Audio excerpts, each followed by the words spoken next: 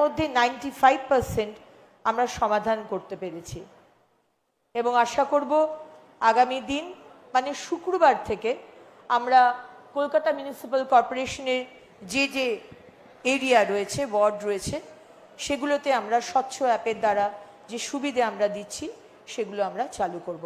অনেক ধন্যবাদ। নমস্কার।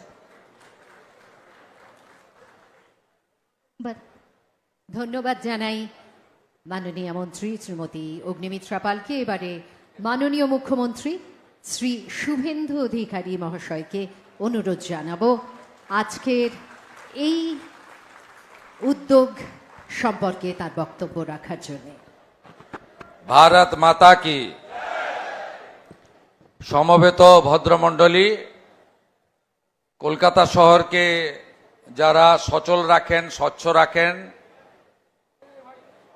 এই সিটি অফ জয়, এই তিলোত্তমা নগরী, তাকে সুন্দর হিসেবে গড়ে তোলেন, রক্ষা করেন, এগিয়ে নিয়ে যান আমাদের কলকাতা কর্পোরেশনের আধিকারিক, ইঞ্জিনিয়ার, কর্মচারী এবং মহানগরের কর্পোরেশন পরিবারের সমস্ত ব্যক্তিবর্গকে প্রথম কৃতজ্ঞতা জ্ঞাপন করি।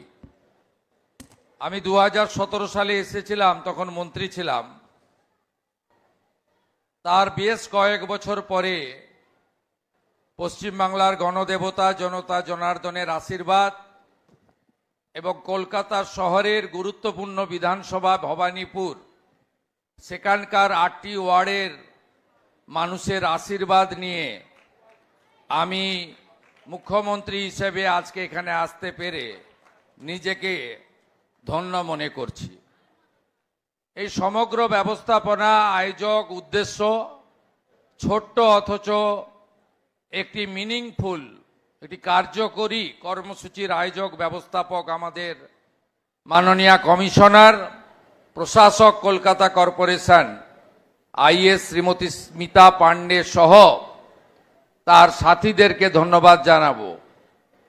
আমাদের রাজ্যের অর্থমন্ত্রী তথা রাসবিহারী বিধানসভা কেন্দ্রের বিধায়ক এবং বিশিষ্ট শিক্ষাবিদ আমাদের ডক্টর স্বপন দাশগুপ্ত এসেছেন, যিনি পদ্ম অ্যাওয়ার্ডিও বটে। তাকে আমি যথাযথ শ্রদ্ধা জানাই। এই দপ্তরের মাননীয় মন্ত্রী, দুবারের এমএলএ, আমার ক্যাবিনেট কলিগ শ্রীমতী অগ্নিমিত্রা পাল মহোদয়া রয়েছেন, তাকেও ধন্যবাদ জানাই। কলকাতা শহর থেকেই নির্বাচিত এই রাজ্যের শিল্প বাণিজ্য মন্ত্রী, 5 বারের এমএলএ এবং একাধিকবার কাউন্সিলর এমএমআইসি হয়েছেন, 6 বারের আমাদের তাপস রায়, তাকেও ধন্যবাদ জানাবো।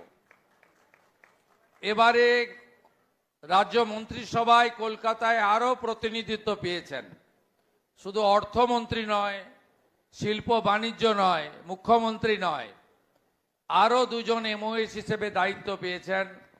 তাদের হাতে 4টি দপ্তর আছে, শ্রীমতী পূর্ণিমা চক্রবর্তী,